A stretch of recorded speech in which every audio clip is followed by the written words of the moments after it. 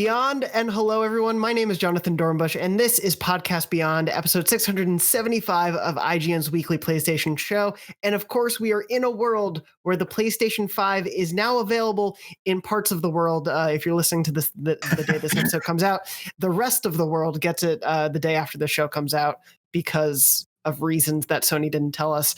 And so I thought to commemorate most of the world getting their PS5s by the end of this week, I would write one more poem. So here we go. Oh, no. The PS5s have arrived. Well, for most of us anyway. For the rest of the world, it's only one more day. But for now, Beyond can be your friend. For spoiler-free chats that will make the wait end. For you'll see quite soon how fun the PS5 can be. As long as you avoid a bug or two or three, there's a lot of bugs. But next gen has arrived, yet there's just one thing it lacks. Oh when, Mr. PlayStation, will you deliver us a new knack? Oh, I was wondering where that was going to go. My brain was whirring as to what you were going to end with. I like it. That's really the only hope that I have for these poems is just everyone wondering where the hell is this going. That's kind of what I want to leave the audience with. But anyway, I hope I miss you guys. That was beautiful. I like, everyone's groaning, but I miss that stuff. I like that it's just Jonathan coming out of his shell with some poetry, which I would never have guessed. But here we go. I got to put all of those English classes I took in college and then never got an English degree to good use. You never would have guessed that this dude did poetry. I would have guessed that in half a second. Look, I'll get to the songs I've written in middle and high school later on. Anyway. You did, didn't you? Beyond poetry and bad song lyrics and song parodies, but that's for another day entirely. I'm joined this week by Brian Altano. Welcome back, Hi. Brian. Also joined this week by Lucy O'Brien. Hello. And Max Scoville.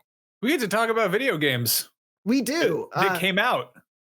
Yeah, it is a very, very busy, but a very, very fun time because, as I had mentioned before the poem, the PS5 is out and it will be out for the rest of the world very shortly. It is amazing that after all these months and months of build-up, we're able to talk about these things in depth, a lot of the game library. And I know we spent the last couple weeks only being able to talk about a small portion of the library because of the limited time and availability we had of some of these games. So I thought the best way we could probably spend today is that now that we've all had some time with our consoles, we've gotten a chance to look at more of the wider launch lineup. I kind of wanted to just jump into the general lineup as it is. And in particular, I did want to start off with, and Brian, I know this is the first time you'll be able to talk about your hands-on with PS5. So when we get to the games in specific, I want to start with you, but I did want to just sort of start with a general question because I've been thinking this for the last few days.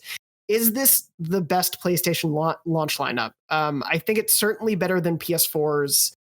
I didn't get a PS1 or PS2 at launch, or a PS3, but looking back at them, I think there are like really great third-party games there, but this just feels like such a stacked lineup on both the first and third-party side. I was curious how you all are feeling about it, both what you've played and both what you know is just out there.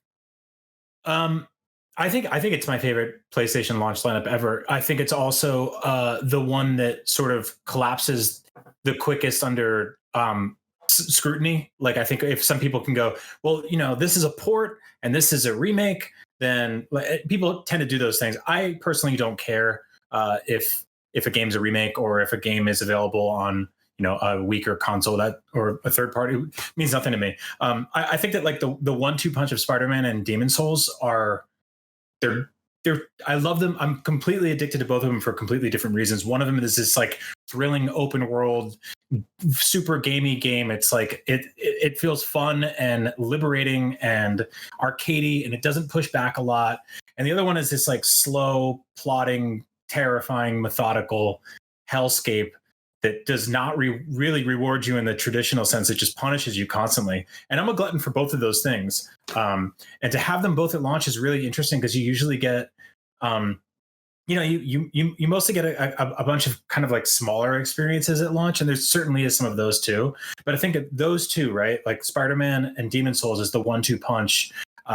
One being for like kind of hardcore gamers who want something really difficult, and the other one being Spider-Man, which is a character everybody loves. I think that covers so many bases right there that traditionally you don't really get the single player games like that at launch. to basically cover all that. It's sort of like a yin yang situation. Like I'm really, really happy that those are the two that they went with. I feel like Miles Morales, I haven't actually touched Demon's Souls yet, full disclosure, but I feel like Miles Morales is one of the best games of the year, period. I absolutely love it. It's a fantastic launch game. It is a killer launch title. You know, I've seen some chatter online about, you know, folks saying there is no kind of like killer launch title across the two consoles, but Miles Morales may be a shorter game than the Spider-Man that came before it, but it's a full game, and it's just an incredible one. I think it's fantastic. And you know, if we sort of lay the two consoles side by side, the PlayStation 5 has a huge edge on launch games, and Miles Morales being just the tip of that. Yeah, I mean, echoing both these things, I think it's usually with launch titles, I feel like you get a lot of sort of, you know, stuff that's for everybody and nobody. You know, you get a lot of sort of just crowd pleasers, but that aren't necessarily like that, you know, kind of passing fancy type things. And in this case, you've got, you know, a sequel to a game from last gen. So if somebody's jumping on, like, that's kind of a gamble to be like, hey, here's sort of Spider-Man 1.5. Like, maybe you didn't play the first one. Maybe you don't want to pay $70 for the whole experience. It's sort of like, it's a weird half measure, and it's kind of an odd, and again, it's cross-platform, so that's a whole non-issue entirely. But then Demon's Souls, again, is like, if you went into a GameStop and you were like, oh, what should I play with my new PS5 and just pick this up? Like, you might be in for like a very bad time if you don't know what you're in for. Like, that's definitely like not really what I would call a crowd pleaser or a broad audience kind of game. But yeah, I mean, as far as the launch lineup, I think it's phenomenal. I think as far as the launch goes, this is definitely one of the rockier ones, and also one of the ones that's harder to like sort of get excited about because it's so incremental. I mean, we're seeing this on both the Sony and Microsoft side, and obviously the PS5 is a big, huge, literally strange new beast. Like, it's just it's totally like, it's, I'm not saying it's not a new console by any means, but the fact that a good chunk of the launch games are also cross-platform, and that, you know, there's scarcity of the new console. It's kind of like a weird, like, yeah, it's good that there are games there.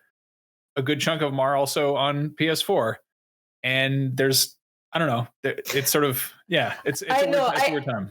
I totally agree. And I think on paper, like, very much as Altano said, like, the launch games, you know, kind of crumble upon scrutiny if we're being really purist about it.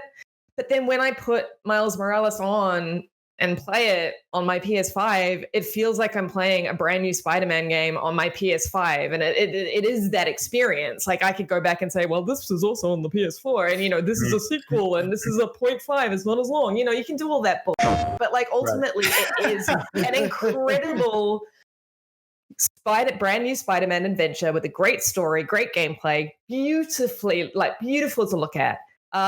Playing on a brand new console, and it feels like a next gen game. So, you know, we can scrutinize and do all that stuff, but that's what we do. I'm freaking in love, you know. No, I'm not trying to be negative. This is great. I think also Astro's Playroom, I beat that I didn't get everything, but I guess I finished the campaign. I don't even know how to describe that, but the fact that came free with it, like, that feels like such a thing we don't see anymore, for there to be just a free game that comes with your new toy, and for it to be like, oh, you know, that I think at a glance it's very easy to be like, oh yeah, that's just like a, you know, packed in baby garbage. But there's so much just like love and just sort of PlayStation passion in there. That's like, I mean, I was like running around, and there's references to God of War and Bloodborne and Infamous and Resistance, and it's just like, oh, I did not expect these things to be in here at all, and it just made me excited about having a new PlayStation, which is, to me, I feel like that's a pretty good thing for a launch title to do.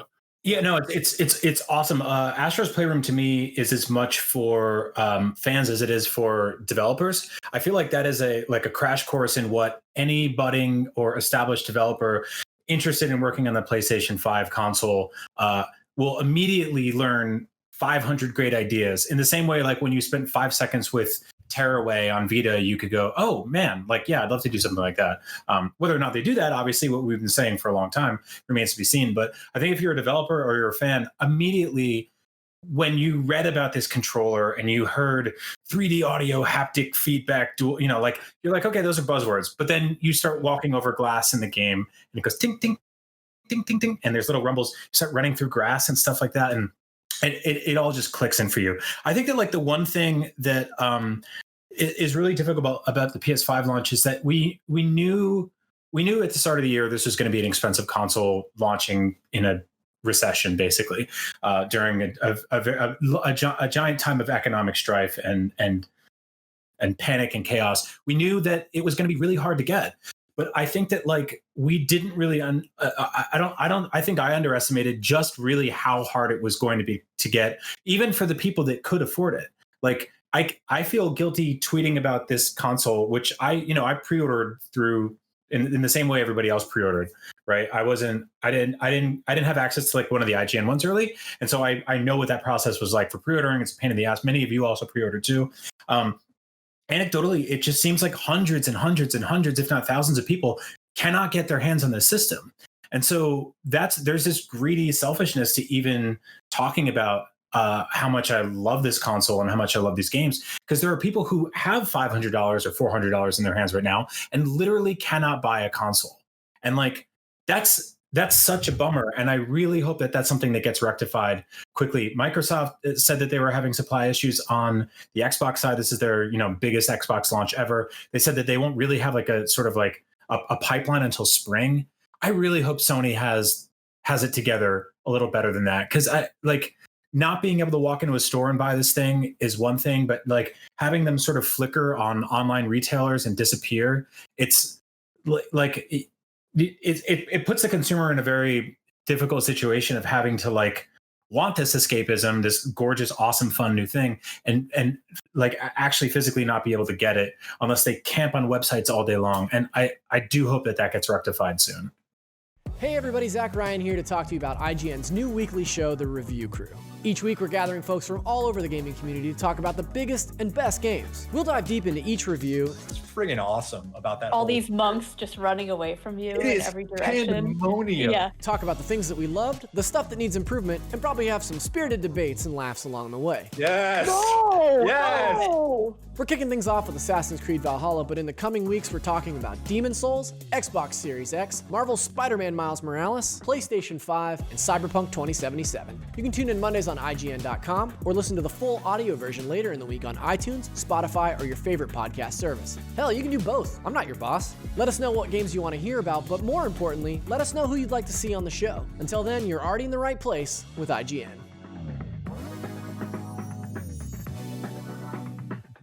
Yeah, it's an interesting time for that, especially because, as you mentioned, like we saw the Microsoft comment about them probably being months before they can have a bit more of a steady stream.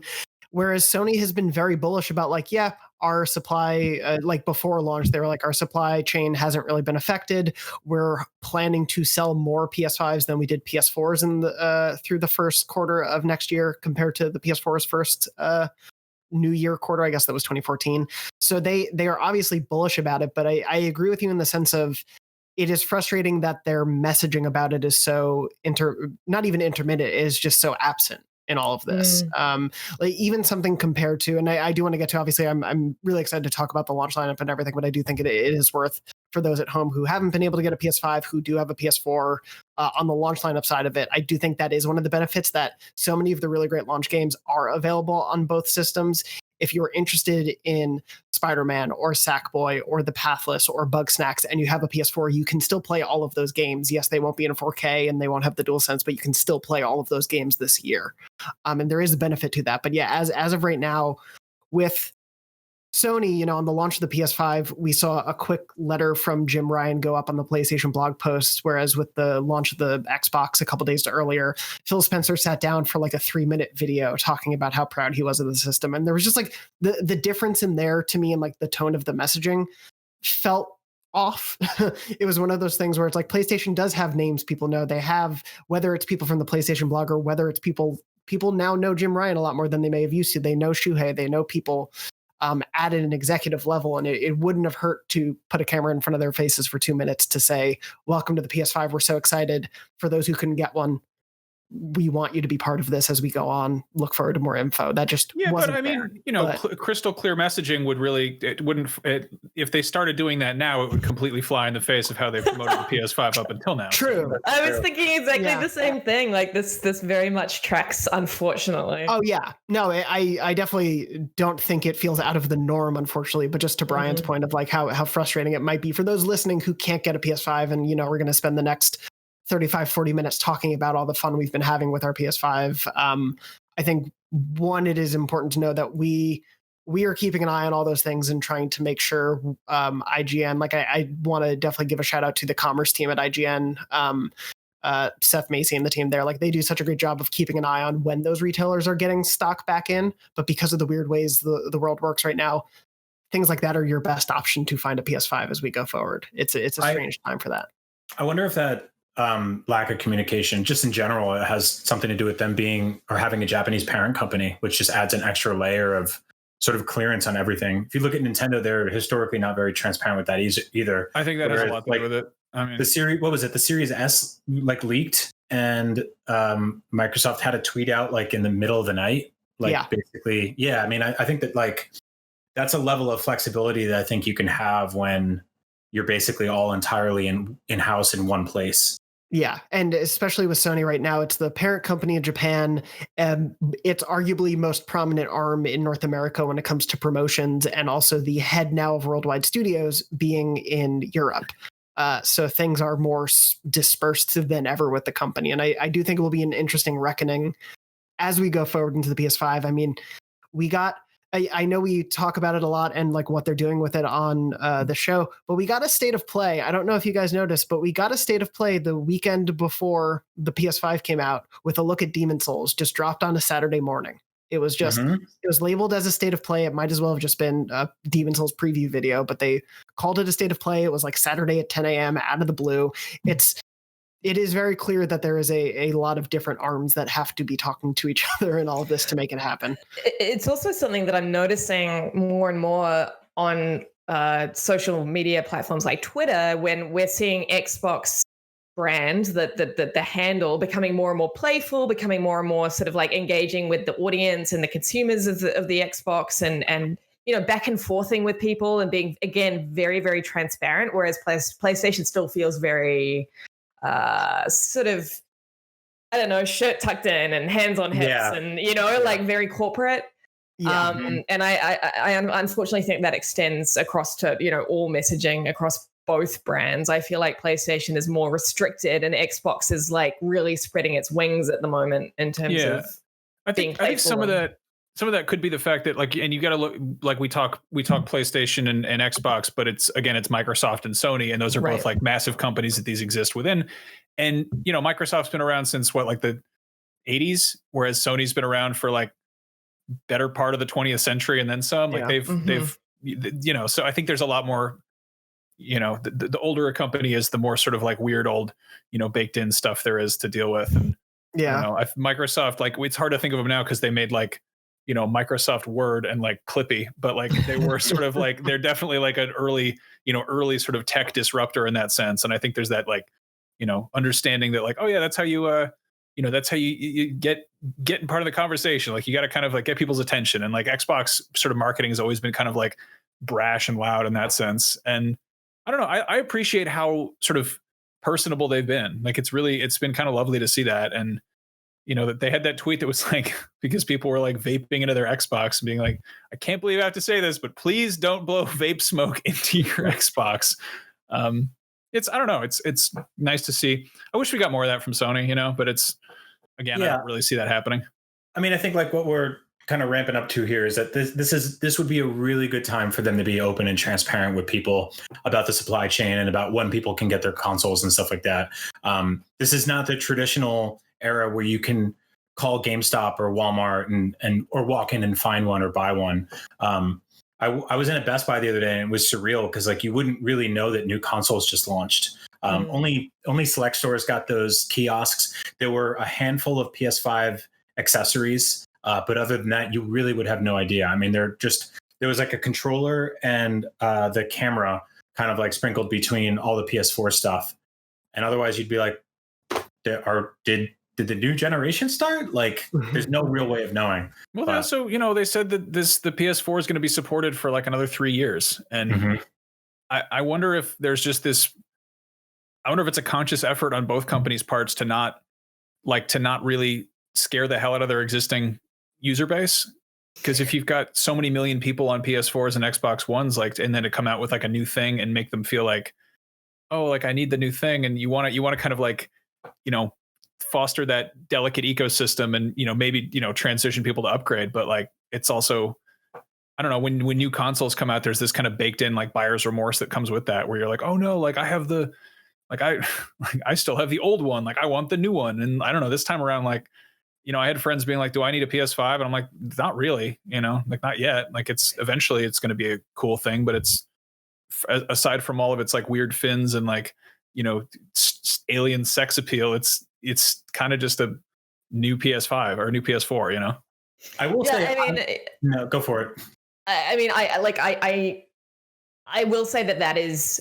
I will say this. I'm just going to steal Brian's launching. I feel like that's very much Xbox's strategy, the ecosystem thing. I think we've seen typically PlayStation really lean into like, this is the next generation. You need to kind of make the leap. This is an exciting new thing. We're less about the ecosystem and more about generations. And then there's kind of been a little bit of back and forth on that because, of course, so many games have been cross-platform. And that's been a whole kind of thing that we can talk about. I think that ultimately this is like just a product of bad timing, like just a terrible year, an unfortunate like pandemic. There are lots of reasons why I think that it doesn't feel so much like next gen consoles have launched. But I think in Sony's case, that is not the ideal scenario. I think they definitely wanted to be more like make more of a splash. Hey, I don't want to. I love that we're having like a seasoned discussion about like hypothetical business stuff. The games came out. Can we talk about some games? I'm sorry. I feel like we've been talking about like what these corporations are planning for like the last 7 months, and I don't. How dare you? I did want to say very quickly. Yes. I feel like I'm one of 10 people in the world that bought the digital edition. Yeah, you are. Yeah, that thing's beautiful. I'm sorry. I'm sorry. Like it really sucks that they made the best-selling, most popular PS5 model is the one with the beer gut and the pregnant belly or whatever. I don't know why they didn't put the disc drive on the front of that thing. I know nothing about R&D. The digital version, that is a gorgeous system. The other one, that's the way it's meant to not so much. I mean, it does like when it's in front of you, it really does. I've typically called it a hernia, and like more and more now that I've got it sitting on my like console shelf, it looks like it's got a hernia. It looks like it's sort of like. I don't love that. I'm 80. I got my ass kicked so bad in Demon Souls that I like angrily quit, and then I was like, I'm gonna play Dark Souls 3 instead. And then I was like, where's my disc for Dark Souls? And then I put it in upside down, and it tried to load it. And it was like, is the disc in upside down? And I was like, I'm not bad at games. You know what I've never done? I've never loaded a digital game upside down. I'll tell you that. No, look, I completely. But you never also traded a digital game in for $2. That's true. So, that is true. No, I completely understand why people would not go all digital. There's a billion pro-consumer benefits to that. I completely get it. That said, the digital version is the better looking console. I saw some people. Without a doubt.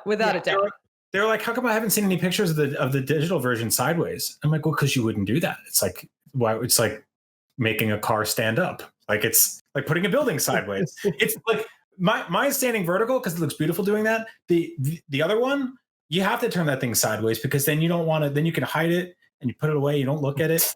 You don't want to look at that thing. I'm sorry. You're overestimating how easy it is to hide that gigantic system.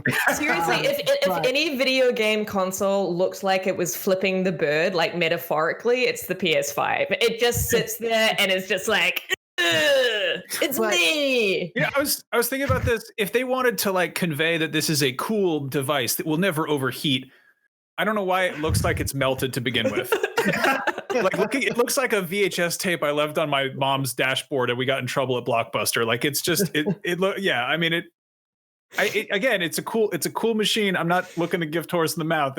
But also it is a huge melty looking thing. But also, I can't wait for whatever the PS5 Slim looks like. I'm so excited. I'm already like really.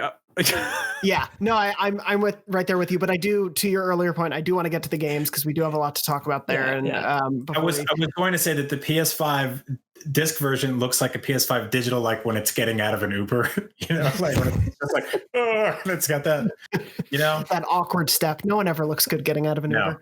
Let's talk about the games. Yeah, let's talk about the games. There's no Uber simulator on PS5 just yet, but there are a lot of awesome games. And I think, Brian, as I had mentioned, I do want to hear from you quickly about the games that we've talked about, just because you haven't had a chance to talk about them, but then we'll get to the full library as well. What have your initial thoughts been on Spider-Man and Astro's Playroom? So the moment the sort of cutscene, handed over the reins to gameplay in Miles Morales, that first moment when we were swinging through the city, just straight up chills, like straight up goosebumps, chills, just like that next gen, Christmas morning feeling that like, okay, we're here. First of all, like to immediately remember like, oh yeah, they made a sequel to one of my favorite games of this generation. I'm already playing it. It's here. It's out. And 2, to be like, I'm in New York City in the winter. This is great. And 3, to be like, it's Miles. He's awesome. This is so cool. And 4, that I'm just like, oh, this is a PS5 game. Like this looks better. This feels better. The controller feels cooler. Like there was this very, like I got a Series X on day one. And I really love it. It's been a really like awesome experience. But this was one of those things where I was like, okay, this feels like a brand new generation right now. And I know it's a cross-platform game, but like I just picked up a new TV and I just swung in and was in the game, not into my TV. And I was just like, this is why I do this. Like this is why I play video games. It's moments like this. And I'm totally taking my time with the game. I'm just kind of like picking around, doing some side missions and stuff like that. I think maybe if you rush through the campaign, it would probably feel short, but I can't stop thinking about this game. It's one of those things where I will go in and just collect some stuff or do some side missions, do some challenges and try to get, like gold stars on them or whatever. How far into it are you? I'm probably about 50% through with the campaign and about 50% done with the side missions. Okay. There's some stuff in there that is just like extremely your jam. Like I'm excited to hear what you think about it, but it's just, I don't know. It's so good. There was a mission I did yesterday without spoiling anything where it was like legit some of the most incredible lighting effects I've ever seen in a video game. Just like, I don't think enough people are talking about how just dope as it looks when Miles jumps in the air and punch does that venom punch and there's just like sparks fly everywhere. Like that is a stunning ass video game. It's been a minute since I've played a game where I've wanted to grab someone who doesn't give a shit about video games and go, look at this. And like Miles Morales is that game for me, and people, not that, I have many people around me because of the lockdown and everything, but, people are genuinely, it's so impressive. It's so immediately impressive, especially on the LG. Yeah. And have any of you gotten cross with your significant others for not being properly excited about these crazy new graphics? Yes. Oh, a little bit. Yeah. Not just not to get into couples therapy. That was the entire process for me. Like when my Series X showed up, when my PS5 showed up, I was like, look, and my wife was like, I'm cleaning the kitchen. I was like, put it down, come upstairs and look at my new toy. And she was like, all right, in a minute. And I was like, I've waited my whole life for this. And she's like, no, you didn't. Corinne is just my girlfriend is just making like the right noises, but I can tell that she, it's all lip service. It's very much like, oh yeah, that's nice. Yeah, I'm like, we'll always have I don't know, like 12 or 14 hours or something into Demon Souls. So I've been chipping away at it pretty hard. And just like last night, my wife was like, wow, that looks really good. And I was like, thank you. Obviously, it's the best looking game I've ever played, you idiot. Look at the dragon, stupid. Like, God. The dragons are so good in that game. Oh my God, I love the dragons. But yeah, just quickly before we get off Spider-Man, I do want to, I know I've mentioned on the show before, but if you haven't, go check out Destin Legary's performance analysis piece, even if you're not super into that tech stuff, because it's really well put together. It's really easy to understand. And he spoke to some Insomniac devs, and during that interview, they were like, yeah, we're like not even we've barely scratched the surface when it comes to the PS5. And like to Brian's point, it looks so beautiful. And when they're saying that, like this is day one, it looks amazing. I cannot wait to see what the next Spider-Man looks like, what the next like 2 or 3 years alone, let alone once we get into like Last of Us Part 2 and Ghost of Tsushima territory of this console. Like it's going to suffice to say, our significant others will still be like, yeah, yeah, that's all right. Pretty nice. Okay. Anyway, I do want to jump to Demon Souls though. Lucy, I know you said you hadn't gotten to play it yet. Not yet. But Max and Brian, you both have had time with it. Oh yeah, that is a brutal ass game. That's good lord. Yeah. My God. Not only this game is like I was texting Max this earlier, but like even by FromSoft standards, that is some obtuse nonsense. Like in the best way possible. It's fun, but my God, like so in Bloodborne, like to start leveling up, like it's you either have to find like this thing and eat it in front of a man or whatever, or you have to go die on this bridge by like a wolf dude, or you can play Demon Souls where like to basically it's like 2 hours. If you don't know what you're doing, you could probably spend 4 or 5 hours without looking up a guide before getting to a point where a woman gestures upwards towards the ceiling, and then that begins the conversation to begin the next conversation to potentially level up for the first time. I think I spent like maybe 40 minutes trying to find the person you talk to go get permission to level up. The monumental, like I spent so much time. You have to go up these stupid ass stairs, and there's like a small passageway, and then I missed it like 8 times, and I kept falling down. I died like 3 times trying to find the person who lets you level up, which is like, again, by FromSoft standards, that's even by them, that's Are you guys playing with any kind of guides, or are you just like feeling your way through? Feeling my way through. I wanted to basically experience this like, and kind of the same way I experienced Bloodborne, which is like play it early on and like I know that the resources are there, and talk to people as they're going through an early experience with the game too. But I wanted to stay away from like walkthroughs or summons or anything like that. I might dip into those things eventually. I mean, there's a codified language to these games that sort of unlocks when you communicate with others. Like it's it feels like being like talking about video games in the 90s or getting Counselor's Corner and Nintendo Power or something, and there's like if you eat the root in front of the mummy's bridge, like you get a new hat, like shit like that. But yeah, I had to do the VO for like our 9 things to know about Demon Souls before you start Demon Souls, so I kind of like absorbed some of it doing that. And I was glad you were doing that VO. Yeah, I was like Max will appreciate this. I hit a few like definitely like sort of sticking points where I was just like, I need to know what to do next. Like I need a guide. Like I need to work right. Here's the thing: is like I'll keep chipping away at it because I want to see what happens. But at the same time, it's really pissing me off, and it's not in the way that it's just hard. It's in the way that it's sort of inconveniently hard. One of my favorite things is, and this was like especially true in Dark Souls 3, was just unlocking new new waypoints or new shortcuts, and I feel like despite everything that's gorgeous and brand new about Demon Souls, it still has this kind of like definitely an older sort of architecture in terms of how it's all laid out. And it's it's more punishing, and like it's definitely like, oh, you want to fight the boss again? Okay, well you got to fight like the 18 dudes leading up to the boss too, or you got to just scamper around them without taking 15 hits. And it's like that's really frustrating to me because like I will, I'll get stuck on a boss and I'll be pissed off about it. And maybe I'll summon and 2 strangers will come in and beat the big animal's ass while I'm hiding in the corner and throwing spells at it. And, I'll feel bad about myself, but I'll get to see the rest of the game after that. And in this case, it's like, you don't even have like a checkpoint before the boss. You have to beat the boss to get to that. And it's just, I don't know. I feel like that's just sort of, it's, I don't want to say waste of time, but it's definitely like it's pretty much it's a lot more forcibly being like, okay, we'll get good. I mean, I typically like in the last, like in Dark Souls 3, I was very adamant that I wasn't going to summon. I was very like, I'm not going to use a guide. I'm just going to, feel my way through. By all accounts and from my memory of the original game, Demon Souls is much more obtuse than the ones that came after it, and it's really difficult.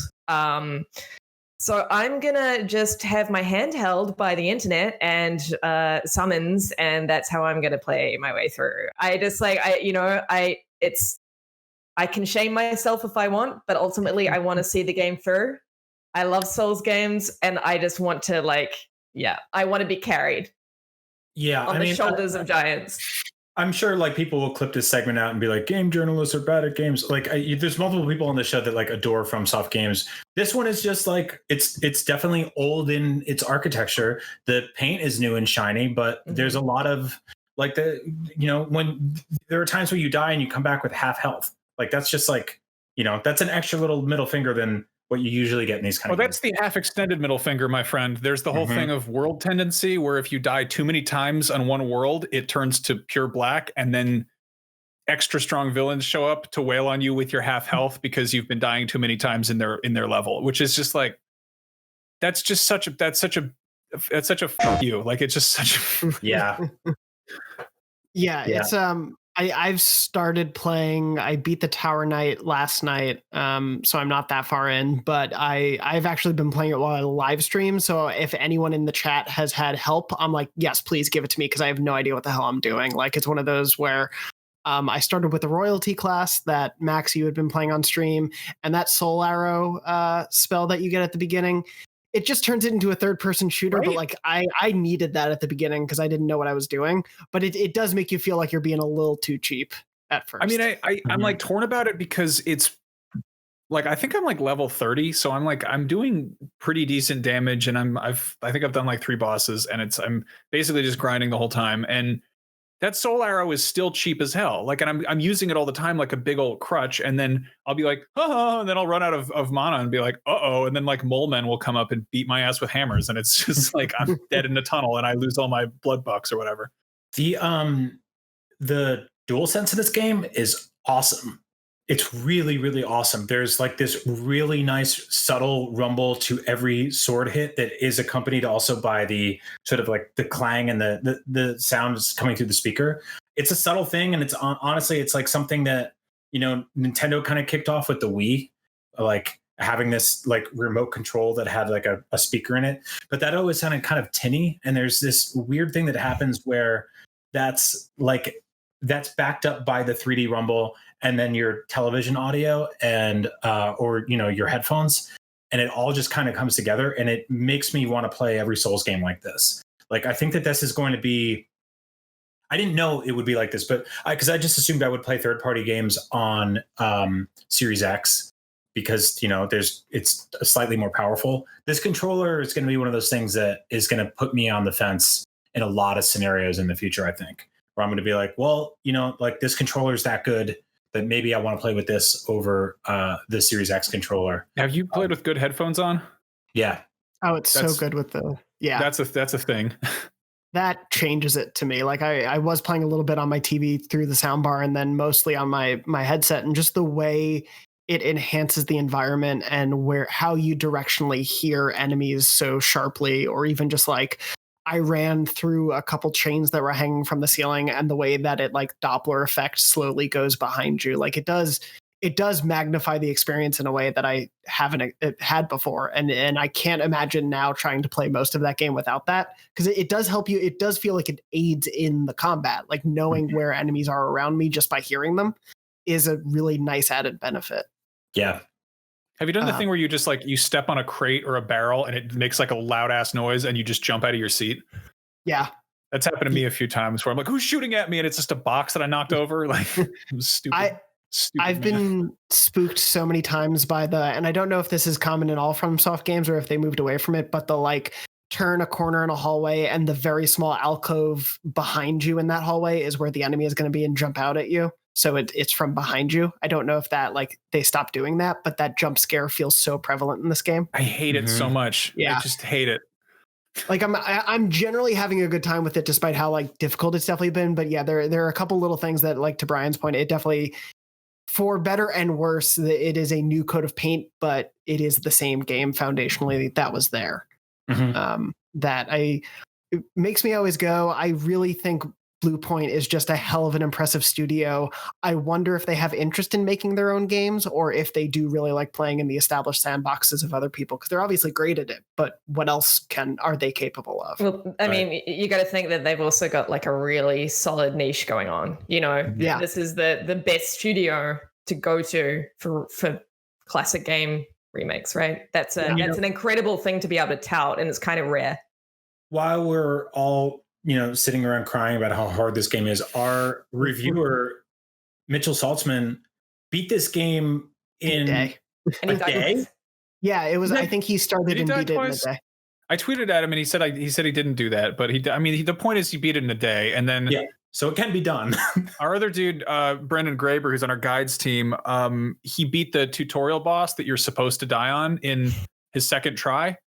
So basically, you just show up and I don't think you even have a weapon. Like you just punch it in the ass a bunch, and like it's so funny because like I don't think this is a spoiler because you're not going to friggin' do it, but like. If you beat that thing that's supposed to kill you, it kicks you to like a much harder thing that doesn't even like, it basically just auto kills you. And then it shows like a cutscene that's like, you're too good at the game. Knock it off. Go play at the beginning. Just stop it. Yeah, there are people out there who are better at it than us, and we have them on staff making the content for it. So for those of us, as Brian was saying, hearing us complain about how tough it is, fear not. The good gamers have been making a lot of really great Demon Souls content. Yeah. The thing that's really weird about it, I wanted to say is playing it after Dark Souls 3, there's so much that's like tonally really familiar, and obviously like they're structurally the same because it's the same people, same team working on it, but I get the sense that certain chunks of Dark Souls were kind of like a greatest hits of like previous FromSoft games, and that they were, there's bits that feel like a little bit of Bloodborne, and then there's like, oh, here's like a scary dungeon that's basically a whole part of Demon Souls, and like, oh, you've got to like deal with this dragon harassing you on a castle, and it's like obviously they're like, they're very tropey archetypal video game things of like dungeon, dragon, those have been done to death, but it feels kind of like they were doing a little bit of like here's a modernized take on this in Dark Souls 3. So going back and playing the sort of original approach that FromSoft took feels like I don't know. It feels like a lot simpler or a lot like more straightforward. Like I'm currently messing around in this this dungeon area where there are these Cthulhu beholders walking around with like lanterns, and they'll just like suck your brains out if you get caught, which is just straight up a thing in Dark Souls 3. And I'm like, I've sort of done this, and it was more interesting in the other way I did it because that was a game that came out 9 years later. So it's like, that's on me for doing that. But yeah, they clearly learned a lot of lessons as their formula went on. Yeah, I think is this the hardest launch game ever? Like I'm trying to think. I know Super Ghouls and Ghosts was a launch game for the Super Nintendo, so it's up there. Lucy, yeah. We should talk. I'll formally pitch you. We should make a list of the cogs in my little brain were already whirring. Yeah. You've got a feature pitch right there. This is how IGN content gets made. It's beautiful. To make it up on the fly. To shift a little bit from the hardest launch game to one of probably the biggest launch games. Lucy, I know you've been playing a bit. How have you been finding Assassin's Creed Valhalla? I've been loving it. I mean, to be honest, since Black Flag, Assassin's Creed has kind of felt like the series that I begin my next gen journey on. And it kind of has, because of that, it's kind of got like a real sort of like warm holiday vibe for me. So I'm coming at this with a little bit of like bias, I guess. I'm really, really, really enjoying it. Its combat is absolute trash. But it looks beautiful, and it's kind of that sort of game that I want to be playing right now. It's like I just want to go off and do a bunch of little side quests and encourage these children to ransack a house and like join in a weird sexcapade with this couple who can only get off if they're raiding. I saw you. Did you make a note there, Dorno? Oh no, I was just checking I was looking at the run of show to make sure, but I'll go check out that quest. Yeah, it's just it's got a lot. It's demanding a lot of attention from me in really good ways. I don't usually sort of have the time for Assassin's Creed. I haven't really played one. I played Odyssey. I never finished it. I think right now this is the time for me to be playing Valhalla. Like I'm just really, really enjoying it, and I also just can't stress how gorgeous it is. It is just such a beautiful looking game, and it's it does very much feel like it's got that new graphical gloss that you want from the next gen console. But again, it still kind of feels janky in other ways. Mm-hmm. Suffice to say, I'm really enjoying myself, and I'll be chipping away at this one for the next couple of months, I'd imagine, because it's also freaking huge. That's kind of where I'm at too. I'm having a really good time with it, and it is totally just like pretty comfort food, I think. Like I think the last That's the best way to Assassin's Creed, describe it. Yeah, like last one I played was Origins, which like I completely skipped Odyssey. I think I was just kind of burnt out on like 300 Spartan stuff. And I don't know, I'm not wild about Greek mythology or whatever. So I was like, Vikings, I don't know about this. And they were like, it's medieval Vikings. I'm like, oh, I like medieval. I like knights and castles and stuff. So if it was like straight, like, just, I guess like your clip art Viking stuff, I'd be like, I don't know about this, but this is, I'm really into the setting. And I mean, I also got like you could ride around on a big wolf, which is cool. I don't know why. I just was like I went to a stable and it was like, you could also ride a dog. And I was like, this is my dream. I always dream of what if I was 11 inches tall and I could ride my dog around the living room. That would be so cool. So I'm doing that. And yeah, like I'm very curious to see how far I get in it. Yeah. Because it is like such a huge game that I think I don't like bored isn't the right word. It's like getting full. Like I will want to go and do something else and move on. I think that's a really good way of putting it. For me, I think everything you guys said is true, but also none of it is like totally truly captivating me, which I'm kind of bummed about because I like every part of it, but I don't love all of it together enough to have it like to be totally hooked by it. Like it doesn't. Like when I sit down and play a video game now, I'm thinking about Miles Morales. I'm thinking about Demon Souls. When I got my Switch, I was thinking about Breath of the Wild. I don't think that this game is kind of like hitting my brain nodes in the same way. But I know that what's there is great. And so maybe it's just there's too much to play right now.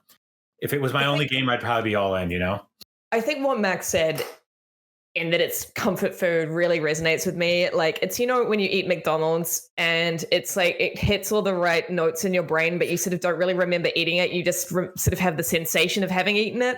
Because it's just like, and it's because you're really wasted. Because it's warm and comforting. And that's what Valhalla is for me. If I had to sort of look at it from a more critical lens, I'm sure I could pull it apart. But right now it's just what I need. Mm-hmm. Yeah. Because I'm extremely drunk as we.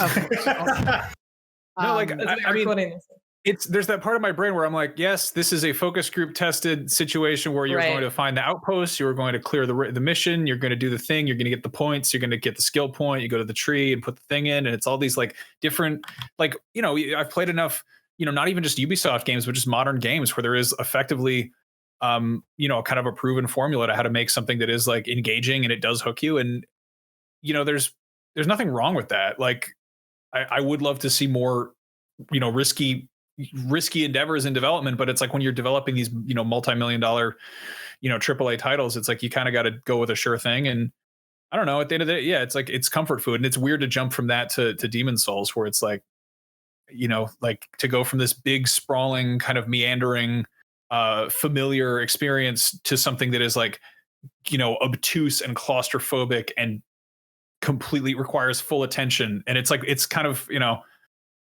I don't know. It's like getting in the pool, paddling around, and being like, "Ooh, I'm cold," and getting in the hot tub and being like, "Oh no, I'm too hot," and then I get back to the pool. It's like it's I don't know. It's fun to jump between them though.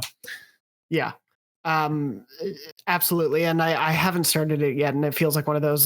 Just to your point, Max, about like you don't know when you'll finish it, and but you'll feel full probably at some point. And Lucy, how you were saying you'll play it over the course of a few months. I feel like I really got into Assassin's Creed Odyssey, but it was because it was the only game I was playing. Right. And so I haven't started Valhalla specifically because, there is that problem of there's so much to play right now, which is a great problem to have. But yeah, it is one of those, like, it is nice to have an Assassin's Creed that lets you just kind of do that comfort food stuff as you would expect at the launch of a new system. It's also just kind of like, it's a big, beautiful open world on a next gen console. And I tweeted this out, but like I spent half an hour last night just climbing this mountain, this snowy mountain really quietly.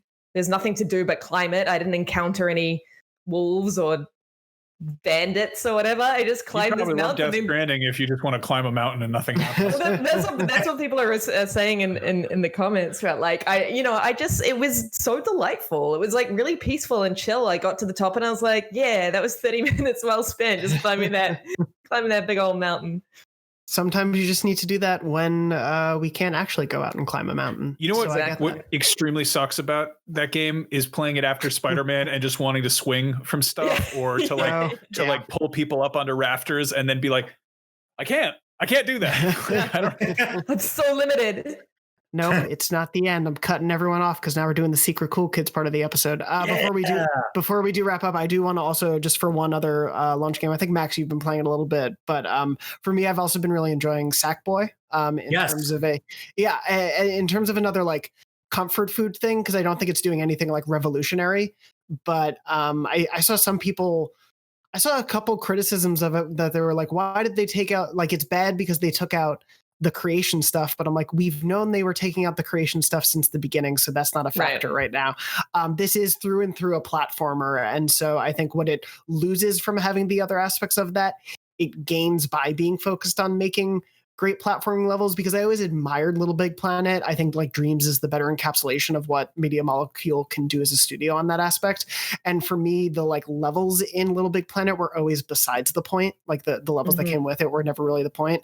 With Sackboy, they are the point. And there's definitely like patterns of levels. It's like, okay, this is a level where I'm going to be riding a vehicle through the level and trying to get stuff as the level goes on around me, or this is a level where I have to get X number of things into the basket before I can move on to the next area. Like there are definitely pockets of levels, but I think the design of them is much more curated and thought through. For those who've been playing it, I don't know how you feel about it, but I've been enjoying it quite a bit, and especially in co-op, it does a lot to make the co-op experience fun because of how much you can both be dependent but independent and still have fun in the levels, and you also can have a lot of fun interacting with one another. Yeah, to me, this game feels like the closest thing to a Super Mario 3D World sequel that we've gotten in a while. It is stylistically incredibly similar to that game, both in perspective and kind of in function, as a co-op game especially. I think what is missing for me that doesn't bring it to that level is it's weirdly punishing when one player dies. The other one is just sort of left to finish the level or finish a section by themselves. And I think that completely breaks the sort of like camaraderie and the spirit of playing a co-op game together. Super Mario 3D World and the 2D Mario games are really good at like that bubble system of sort of like a character dies and then floats back in, or if a section gets too hard, you can kind of bubble up. And this game has a little bit of that, but not really enough. And you have to trigger that like assist cop thing. Yeah, which is interesting. But that said, like it was totally scratching that same itch for me. I think it's like a really beautiful, really fun like co-op platformer. It's super chill. It is like consistently inventive in like the weird nonsense it throws at you. There's all these fun little mechanics. Everything feels wonderful on the DualSense, like holding on to stuff that feels like sandpaper and like gripping onto a gear that will swing around. There's hundreds of like tight and smart and clever, adorable little puzzles kind of like sprinkled around the progression through each level. That is just like, it's so great. I feel like this is like kind of the most kind of overlooked game at launch. Yeah. I think people are like, when they want their cutesy game, they're leaning towards Astro and Bug Snacks, unsurprisingly, because those games are quote unquote free right now. But yeah, if you have a PS5 or you're thinking of getting one, keep an eye out on this game. I think it's a very special co-op experience. Yeah, Simon Cardy, I was talking to him about it, and I think he put it the best, where he basically said, either on the show or just when he and I were talking on Slack, but basically like in a year there isn't a Lego game because Lego Star Wars got delayed and there aren't a lot of like family-friendly co-op games otherwise. This is like such a great holiday thing if you are a family, or if you are, even if it's just you and your partner, or if you have kids, whatnot. Like if you have people to play with, then you have a PS5 or a PS4, this is such a great option to have something that's really fun to play together. And aside from those moments, like you were saying, Brian, where like if everyone else dies and it's just you, it kind of feels unfair. Like I wish they could get people back into the levels more easily. But overall, it's a really fun game that I think plays into what you were talking about, Lucy, last week, a lot of just like the joy of Miles Morales and how joyful that was. Like Sackboy is just joy. Like it is just happy wackiness, where one level is set to Let's Dance by David Bowie, and then another is doing an unexpected orchestral version of Aha's Take on Me, but then the next level, a giant crab is teaching you how to swing from sponges. Like it is so strange and weird and fun, and I think just revels in that in a really nice way. It's one of those things where I think like Astro and Sackboy at the start of this generation, I hope we keep seeing them as part of the PlayStation 5 like exclusive lineup, because I think they fill a hole that wasn't really that was there with the PS4 when it came to more family friendly stuff on the first party side, other than of course like Spider-Man, but they leaned so heavily into mature focused experiences that I think those two, and then Ratchet and Clank coming up, are a great reason that like, hey, this isn't just the place for like deep, thoughtful, introspective blockbuster cinematic stories. There are also wacky co-op platformers, and that's you know what's wild. There, Ubisoft has a third giant open world game coming out, which is what's it called? Immortals Phoenix Rising. Yeah. Which I've been saying for years. Like they have this like tested open world formula that makes really fun games where you run around doing missions and climbing stuff and lighting beacons or whatever. And it's weird that was only ever implemented in pretty hard M-rated games. Like it's either, Far Cry or Wildlands or Assassin's Creed, where you're just stabbing people in the neck left and right. And for the first time, they're like, what if we just made it like more like Shrek? Like, what if it was like for everyone? And that's such a second time. Oh, that's right. They did that. No, Zelda Breath of the Wild came out. I mean, but from like Ubisoft. Yeah, Ubisoft played Breath of the Wild, and they were like, "How do we do that?" Well, without question, yeah. No, but I mean that's something that I'm always kind of shocked by, is like how there's stuff that is like almost like not to be like, oh well, does this need to have blood in it? It's more like I'm shocked that it's considered a good business decision to be like, yeah, this needs to have, you got to have neck stabbing in this.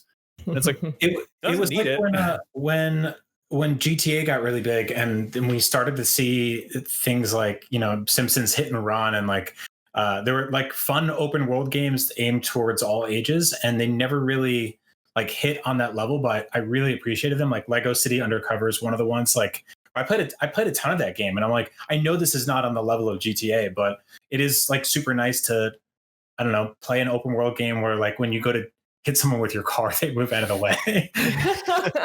Yeah. There's room in the space for both, and especially as obviously the numbers show that it is so many different types of people in different family situations, different household situations playing games. It is nice when the established things that we love about M-rated series can also obviously apply to E-rated games. They just haven't quite gone there yet. But yeah, I'm actually really excited for Immortals. I hope it's fun. I hope it makes good use of that formula. Before we wrap up, I did want to ask, have any of you encountered any of the major PS5 issues that we've seen popping up? We've been reporting about some of them on IGN. We'll have more to come, but there have been just a number of things that I think, especially for people picking up their PS5, should be aware of right now. They include things like there's a download queue problem where sometimes a game is just stuck on download and you have queued for downloading and you have to essentially delete everything on your system and restart it. There is a rest mode bug where it seems to, if you leave certain games in rest mode, you have to then hard reset the system. Some people on our staff have been reporting that the controllers aren't charging all the way, that if they're plugged into the system, they just charge 2 bars out of 3. And then sometimes they even just run the battery while connected to the system. There are a lot of all these weird problems. So I was wondering for all of you, Brian, I think I saw you nodding your head, so I'll start with you. Have you run into any of these issues? I've had the rest mode thing once, actually, because I've been terrified to put it into rest mode since. And I've had basically like a hard crash freeze type thing 2 or 3 other times where I basically had to hold down the power for 15 seconds and do a full on reboot. I will say that I am kind of terrified to use my PS5. Like it's scary thinking that it could break and it won't be replaced. Like, I'm loading games and playing them and then shutting down my system. Like I'm not really doing a lot of the stuff I'm doing on Xbox, which is just like hitting the home button and opening different apps and doing all this, funny different shit. On PS5, I'm very much like kid gloves with this thing. Like I don't want to break it. It's also that all of the issues that are being reported, they're sort of just all over the place. Like there doesn't seem to be like one major issue that is affecting, 50% of, like I think with the initial run of Xbox Ones, there was an issue with the disk drive, I believe, like rattling or something. And so many people experienced that, including myself. Whereas with the PS5 issues, they seem kind of all over the show. And like one person might have experienced it while another has experienced something else, which is kind of frightening. I've only experienced the crashing. I had that a couple of times playing Miles. I haven't experienced anything else, but that is definitely for sure something, that's happened to me. I've had a few games crash, just and which I didn't really think much of, but the rest mode thing has definitely happened a couple times where I just like, oh, I'll just open up Demon Souls, and it's just like shows the title screen, and I'm just like, and nothing happens, right? Yeah, nothing happens, and I'm just like, all right, I guess I'm just gonna restart then. And then I think it happened with Call of Duty once too, but I mean, like, I don't know, it doesn't strike me as like a super, like I assume they'll patch it, whatever the hell it is. It's just, it's not like the game they might have already done that actually, because they put out a stability update last night, and everything I've played since then has been, fingers crossed, smoother. I think.